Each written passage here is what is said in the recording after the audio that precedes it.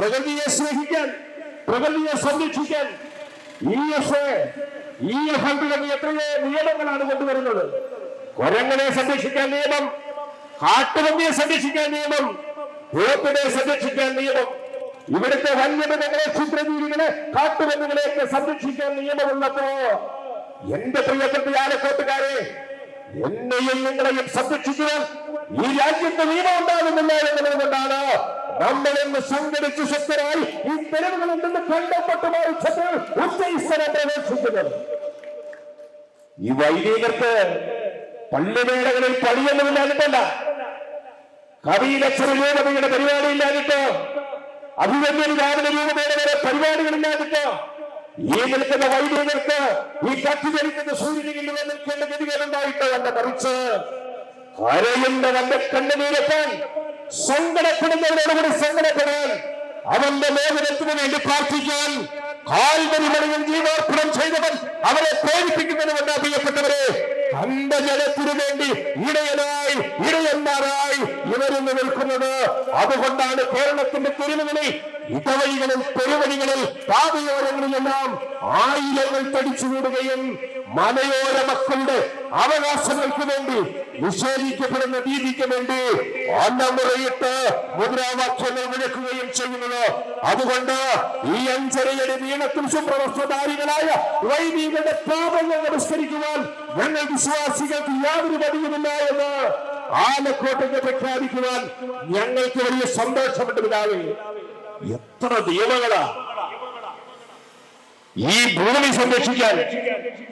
Ecologically sensitive area നിയമം കേൾക്കുമ്പോ തന്നെ ഒരു കുഴിഞ്ഞു തോന്നുന്നത്. എക്കോളജിക്കലി ഫ്രജൈലാൻഡ് നിയമം, ബഫർ സോൺ, കാടിനെ കാടിറക്കി നാട്ടിലേക്ക് കൊണ്ടുവന്നിട്ട് ഈ ആലക്കോടുകാരെ മുഴുവൻ കാട്ടിൽ ഉൾപ്പെടുത്താനുള്ള പുതിയ നിയമം, അതിന്റെ പേരാ ബഫർ സോൺ നിയമം. കാടിന്റെ വിസ്തൃതി വർദ്ധിപ്പിക്കാൻ, വനവിസ്തൃതി വർദ്ധിപ്പിക്കാൻ, എന്നിട്ടോ ഇവിടെ ഇങ്ങനെ കാട്ടുമൃഗങ്ങൾ കളിച്ചു മുളയ്ക്കട്ടെ എന്ന്. ഇടുക്കിയിലെ കുറച്ചുകൂടെ കർശനമായ നിയമം.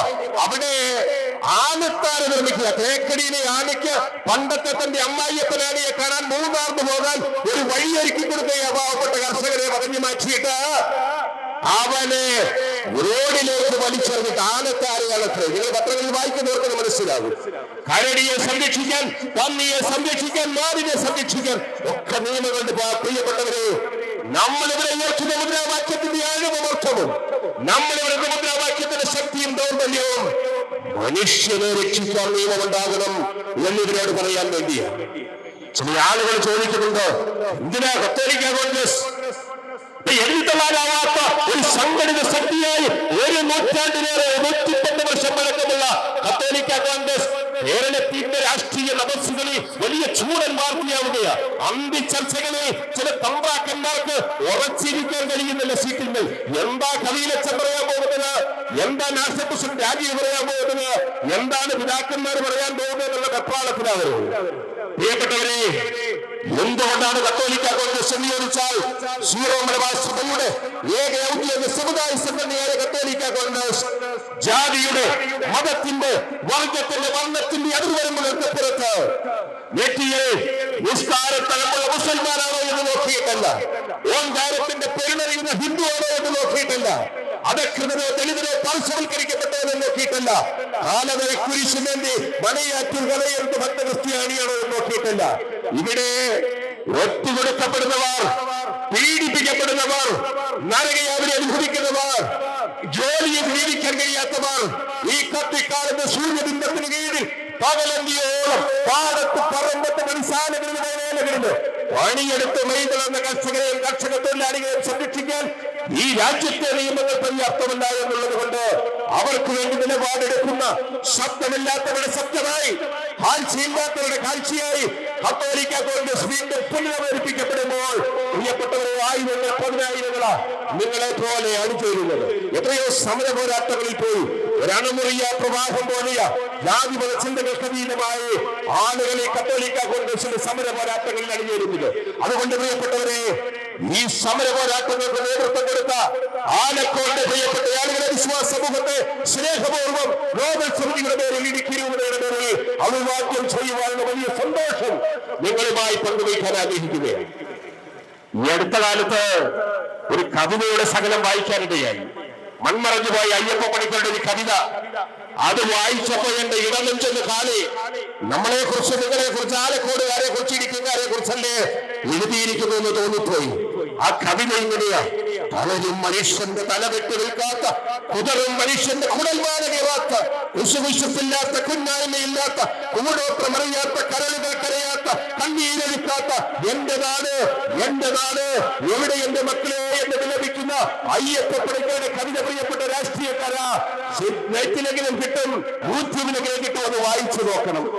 തളരും മനുഷ്യന്റെ തലവെക്കു നിൽക്കാത്ത, കുതറും മനുഷ്യന്റെ കർഷകന്റെ കുടൽമാലയെടുക്കാത്ത, വിശുവിശുപ്പില്ലാത്ത, കുന്നായ്മയില്ലാത്ത, കൂടോട്ടമറിയാത്ത, കാരലുകൾക്കറിയാത്ത, കണ്ണീരൊഴുക്കാത്ത എന്റെ നാട്, എന്റെ ആലക്കോട്, എവിടെ എന്റെ മക്കളെ എന്ന് കവി വിലപിക്കുമ്പോ കത്തോലിക്ക കോൺഗ്രസിന്, ഈശ്വര വിശ്വാസിക്ക്, ഒരു സമുദായ സ്നേഹിക്ക്, ക്രിസ്തുവിന്റെ പിന്മുറക്കാരന് അടങ്ങിയിരിക്കാൻ കഴിയില്ല എന്നുള്ളത് കൊണ്ട് ഈ വാർത്തയിൽ നമ്മൾ കണ്ടച്ചോറുകൾക്ക് മുദ്രാവാക്യം വിളിച്ചുകൊണ്ട് നമ്മൾ ഇവിടെ ഇറങ്ങുന്നത്. അതുകൊണ്ട് പ്രിയപ്പെട്ട രാഷ്ട്രീയക്കാരാ, കർഷകർ ഒരമ്മ പെറ്റ മക്കളെ പോലെ ഒരു പാത്രത്തിൽ ഉണ്ടുറങ്ങിയും ഒരേ പായിലുറങ്ങിയും ഒരേ കൃഷിയിടത്ത് പണി ചെയ്തും ജീവിച്ചിരുന്ന കാലങ്ങളിൽ അവർക്ക് ജാതികളെയും മതത്തിന്റെയും വർഗത്തിന്റെയും വർണ്ണത്തിന്റെയും പേരില്ലായിരുന്നു.